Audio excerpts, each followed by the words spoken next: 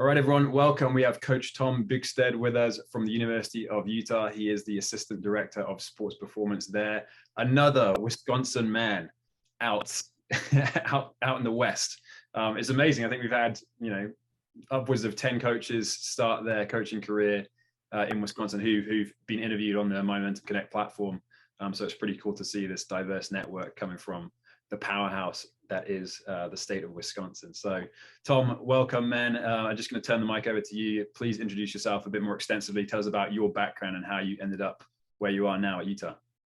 Perfect. Well, I appreciate it. First off, thanks for having me on. So like you said, my name's Tom Bjugstad, currently at University of Utah. Coming out of the powerhouse that is Wisconsin, as you said. So started off, went to undergrad at Wisconsin lacrosse, pumping out all those strength coaches. And then from there, kind of just was lucky to get incorporated into the weight room really, really early. While I was there, Kevin Schultz, who's the director of strength and conditioning at University of Wisconsin currently, was actually our director at lacrosse. So I was able to connect with Kevin really early in the process and spend 3 years interning there. And then from there was kind of just a series of internships, which got me in connections with some really good coaches along the way, kind of build some rapport with some coaches and build my abilities on the floor. So I was lucky enough to go down to Tulane between my junior and my senior year of undergrad and do an internship down there. And then after there, I came back to Wisconsin, finished undergrad before coming out to Utah for the first time. Was down in southern Utah for a summer, working primarily with football. Found out pretty quickly that wasn't kind of the avenue I was looking to chase, but it was a great experience. Learned from a great coach in Jeff Butler. When I came back from southern Utah, Kevin had actually been given the job at Wisconsin, so got the band back together and was able to spend 3 years there, did a year-long internship, and then we were able to kind of roll that into a GA position at Wisconsin. So that was a great opportunity, able to get my piece of paper and work with some really good coaches and good athletes in the process. Wrapped up my time there and was luckily able to stay nice and close to home. Moved down the road by you guys, went to University of Wisconsin-Milwaukee and spent 2.5 years there. Great opportunity, worked with some nice coaches again. Got to work with a ton of teams, kind of really get my feet wet being a first-time coach, not a GA.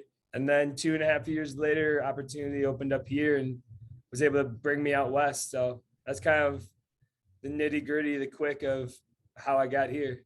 Yeah. Talk about mentors in the field that have developed a ton of coaches. And Kevin Schultz is just one of those people. I feel like, a bit under the radar, but it's nice of you to tip your hat to him because, yeah, he's a legend and he's a guy that really pours into a lot of different people who are now, dispersed across the country. So that's great to hear. With Tulane and southern Utah to begin with, obviously those are pretty far-flung places from Wisconsin. So what kind of attracted you to, spread your wings, so to speak, and get out there? And was that kind of nerve-wracking or kind of risky for you to do that, in your opinion? Yeah, it's a good question. Honestly, it wasn't intentional like at the time, but in retrospect, I'm really happy I took the opportunity to get out of the Midwest for a few reasons. I think it built my network outside of the Midwest. Like I think a lot of coaches from the Midwest know each other. Like we all kind of come up through similar coaches, under similar coaches, have similar networks. So it was a good opportunity to kind of meet some new coaches that lived outside of my current network. But also just culturally to understand like there is a lot more that goes on. And part of our job as strength coaches is like understanding the backgrounds of our athletes.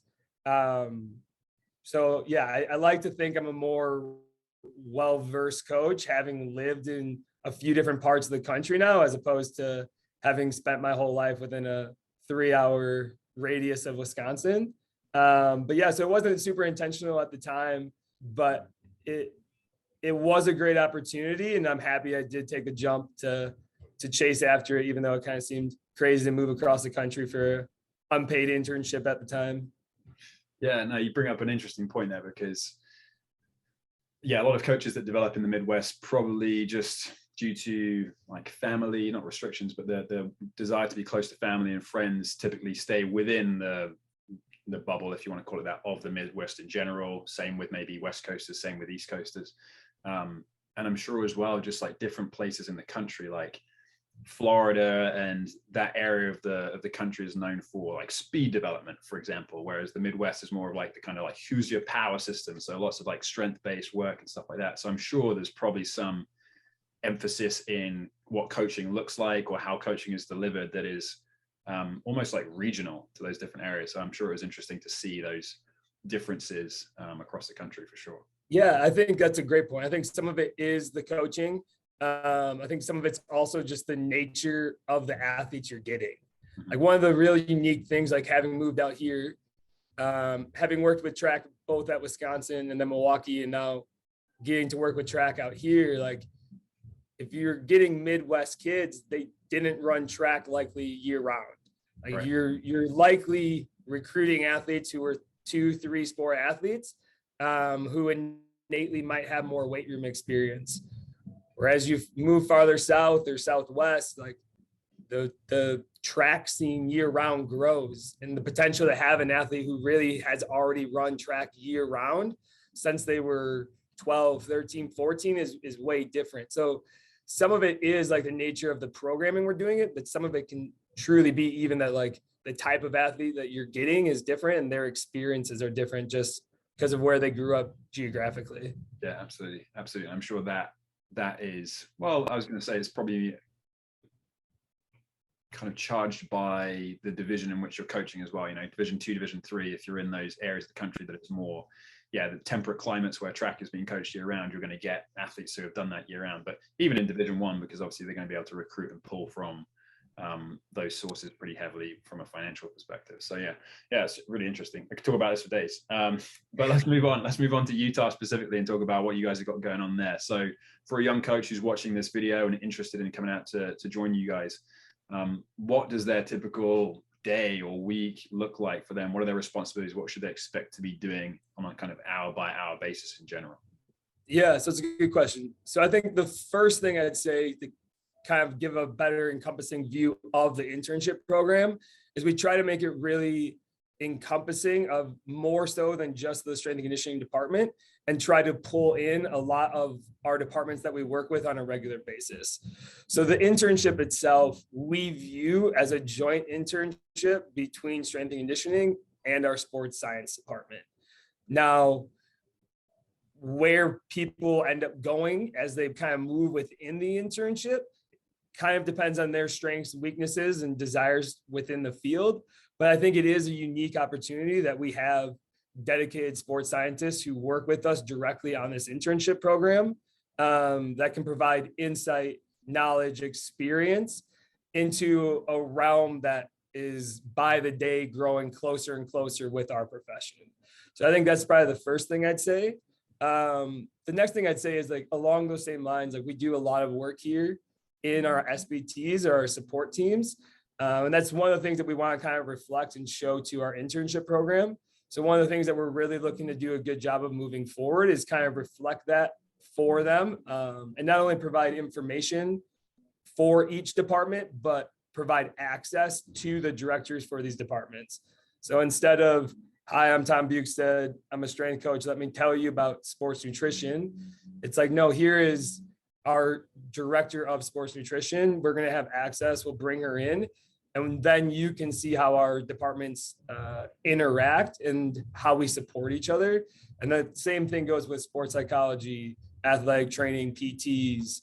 I think the more access we can give interns, I think the greater scope that they can see that our profession really is, as opposed to like spending 4 more hours on the floor.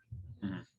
Yeah, that's great. Yeah, that's really important. I think we're speaking with Coach Becky Summers from the UFC a couple of weeks back, and obviously the whole Performance Institute there is, you know, PTs and ATs and sports nutrition, sports science, all under one roof. And it sounds like, you know, very similar model for you guys, and it's great that younger coaches going to be able to be exposed to that, because even if there is a department that doesn't necessarily have those resources that are at their fingertips, by nature of just being in the four walls of the weight room and just hearing the voices of strength conditioning coaches, you kind of get blinded to, you know, the straight and narrow track of strength conditioning. Whereas, as you say, it needs to be holistic, all encompassing, this kind of high performance team. So it's great that you get to hear different voices and probably ask questions that wouldn't have otherwise been asked, which is unique for sure. Yeah, and kind of like what you said in terms of like, what does it look like on a day to day? I think because we kind of operate under a little, maybe potentially bigger umbrella of what the internship can be for our interns, I think it really kind of does come down to who the intern is, what experiences they have coming in, and where they're looking to kind of drive their career. I think it's really similar to how we kind of treat our athletes. Like if an athlete comes in with very, very low training age, like how we approach that athlete and what we expect of them and the situations that we put them in are going to look different than our 5th or 6th year senior. And I kind of view the internship in that way, in terms of, if this is your first internship, like, you're not a bad coach, you're just a young coach, and we're going to put you in situations that you feel comfortable with, and then we'll kind of press the limits of where that comfortability is and slowly grow your role throughout the course of your time here, kind of within our department. But if you're a more tenured coach, if you're an experienced coach, if you've had multiple internships, we're not looking to tether you to like, these are our intern jobs. I think it's more like, hey, show us what you have, show us your abilities, and then we'll, as a staff, as a department, try to utilize you and put you in positions to continue to grow, and have those conversations to see where you're trying to go, so that we can kind of stepwise give you opportunities that kind of bridge that gap and lead you to get in that next position. Yeah, that's great. Yeah, it sounds like a molded opportunity, and it's like almost a tiered approach to, yeah, exactly. Where are you coming in and out? Where do you want to get to? And how can we help you basically make that next step? Yeah, that's great. So then specifically with your curriculum, I know you have a number of different pieces you look to develop, and you can feel free to talk about the integration of sports science in there as well. Maybe you want to talk about some of the technologies that you're using, but what are you hoping to develop in these young coaches? What kinds of pieces of the curriculum would you like to highlight? Yeah, so kind of like I touched on before, I think the biggest thing with our curriculum is access to people who specialize in those departments. So I think oftentimes as interns, we just learn from the people we have exposure to. So I think you come into an internship and you have exposure just to maybe one coach that you're assigned to, and then their athletes. So by nature of that, you get really good at facilitating and maybe running that session for that coach. At some other internships, maybe you have access to more coaches and more teams. So you have a wider range of abilities in terms of your ability on the floor, but it's still kind of limited to on the floor. And one thing I realized when I was coming up through my process was each step from being an intern to a GA to a first-time coach to growing into a bigger coaching role is there's usually people that you haven't had access to, that you have to learn how to navigate that aspect of your job. So I think one of the things we're going to try to really do a nice job of here is like provide that access early, so that as an intern, you're not just getting comfortable having conversations with athletes. Like, we'll bring coaches in, and then you can start to navigate, like, how does that relationship work? Like, what are sport coaches looking for from their strength and conditioning coach? Bring in 8 athletic trainers, like, navigate what those relationships are like, so that you don't have to wait till it's your first opportunity as a GA or in a full-time role to then learn how to navigate like relationships with your AT, with your sport coach, with admin, with other support services. Like, I think the quicker we can give you access, not that it's going to be an all-encompassing situation, but I think it will really set people up to kind of understand, like, in essence, what the role is and not just how to coach on the floor. Mm-hmm. Yeah, that exposure is huge. I remember my first interactions with sports medicine and sports coaches and trying to, bundle that all together, and I made a pig's ear of it. But it was, it's a good learning experience. But it's always good to have, you don't necessarily, I think we use this phrase quite often, is you don't want to prepare the path for the kid, but the kid for the path, so to speak, in parenting. But it's the same with young coaches, is you don't want to just lay everything out and silver spoon everything, but you do want to give them some kind of tiered exposure to, like, this is what it will look like for you when you get there. So here's some work on the front end so that you know how to approach it better, or, learn from the mistakes that I made going forward. So that's good to hear. That's really good to hear. So then with coaches that have moved on from Utah, I know you have a number listed on your page in the alumni network section. Maybe you could touch on one or two of those guys, what they were like when they were with you, what made them successful to be able to move on to the role that they currently have. Yeah, so it's actually kind of unique in that the 3 coaches who are currently listed on the site all came in together. So post-COVID, we had like a period where, just for health safety reasons, we weren't bringing in internships, or we're having an internship. We weren't allowed to bring in interns. And this was essentially our first class. So the first class of interns for the new internship program that kind of started when we came out, and I kind of got my hands on the program. And it was really cool opportunity to kind of see each of them grow in their own ways, in their own respects. And then now be positioned in career paths that kind of meet and match what they were doing. So just touching on briefly. So Tana Bjugstad came in tons of experience. In terms of, for an intern, had already worked with some really high level coaches, was really great on the floor. And because of that, like I kind of mentioned, like was thrust into that position right away. Like she had no issues on the floor, and we had no issues giving her opportunities on the floor. And within a week and a half, she was out in front leading really, really large groups, and kind of naturally slided into working with some of our big teams. And it's fun to look back at now to see how natural that progression was. And now to see her in a role where those are her teams. She's actually been promoted twice, and now as of recent, as a full-time hire for our staff. And we're super lucky to have her, and that we were able to retain such a great talent. And now she's running those teams that we had kind of pushed onto her early on in the process. And kind of a different setting with the other 2 coaches, both came in, but both had spent less time in the setting. So good coaches in their own right, but it's different when it's in the setting as opposed to the private sector. And both kind of took different paths. We had Carissa was able to work really, really closely with our soccer program, and her internship didn't have her working with nearly as many teams, but in working with soccer, she was really, really interested and able to dive super deep.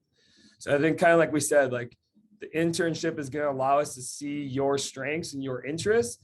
And if that is something you're interested in, then we can kind of attach you with that coach and have no problem diving deep. So by the time our internship was done, she was capable of running all the sessions herself, running all of the tech herself. She was a common figure at practices. She had relationships and interactions with the athletic trainers, with the coaches. She was basically operating as an associate strength coach for that sport. And it was a great opportunity, and it positioned her to get a job working with soccer. And then lastly, Brad probably had the biggest or most encompassing role in terms of working with the most teams. And that kind of reflects where he is now as a GA position, where he's working maybe in a more traditional Olympic setting where he has multiple teams where he's managing at once. So I think it was a cool experience, not only to see all of them flourish and like our first class do so well, but also like uniquely how the internship was different for each of them, and it kind of positioned each of them for their current roles. Yeah, that's great. So Brad's up at North Dakota State, right? Jason Miller. Yep, correct. Carissa. Yeah, he's the GA up there currently. Carissa is a strength and conditioning coach at Nevada, Reno, Nevada. And then, like I said, we were lucky to be able to retain Tana. So yeah, rock star Tana. That's good. Yeah, exactly.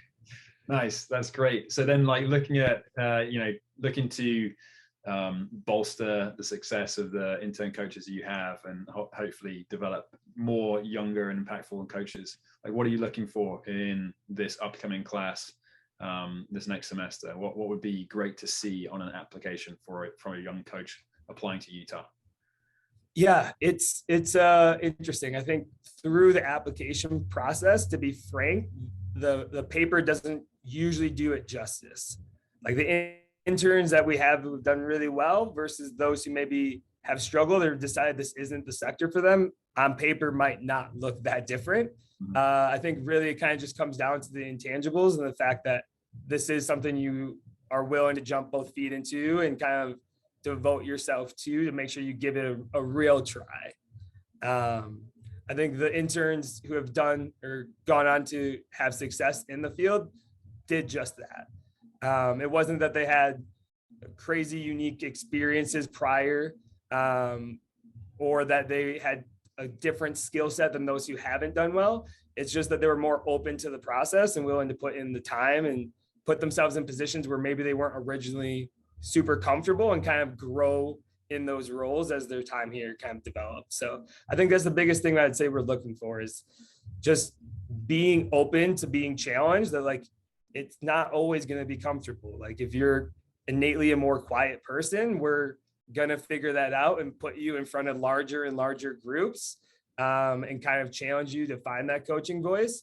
Or if that's something that's innately a gift and a strength for you, then we're probably going to find settings where it works against you. And it's like, hey, like this one-on-one athlete rehab that is expected to take 9 months. Can you not be that really loud, boisterous coach? And can you just work in a more intimate setting and not scare this athlete off?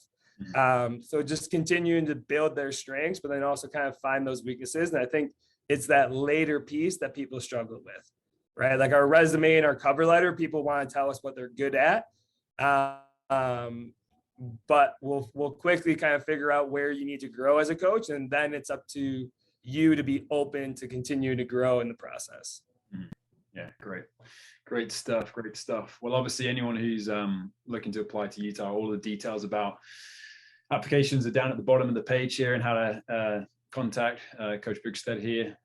Pretty easy. Obviously, application deadline is coming up reasonably soon here, so make sure you get those in. But obviously, I'm sure Tom is more than happy if any questions arise for you to contact him and get in touch with him there. But you know, having known Tom when he was here in Wisconsin, I can vouch for him being an awesome character, awesome individual. And it sounds like you're really invested in this program. It's not something that's been dropped on your lap and you're resentful of. It sounds like you're really taking this role seriously and helping to develop some impactful coaches. So definitely appreciate that, and would vouch for anyone looking to apply to your internship for sure. Awesome. Well, I appreciate it. And like you said, like it is something that we're putting a lot of time and effort into. But we understand that there's a lot of time and effort asked of our interns, right? So understanding that everyone's situation is a little different. And that for a lot of people, it is a big ask of time and financial situations to come to an unpaid internship. But just understand, like, there's a lot we can do to help and work through with that process. So if you are interested, but there are concerns like Salt Lake's a long ways away, or Salt Lake seems expensive to live in, or I don't know if I can devote the amount of time that you guys have listed, that's fine, but reach out. Like, let's have that conversation and let's see if there is a situation that works for both of us to come out on top. Because our internship is maybe more fluid than some, I think we can find some novel or some new ways that we can still incorporate you and give you a good experience, while maybe not working a traditional sense in terms of the internship.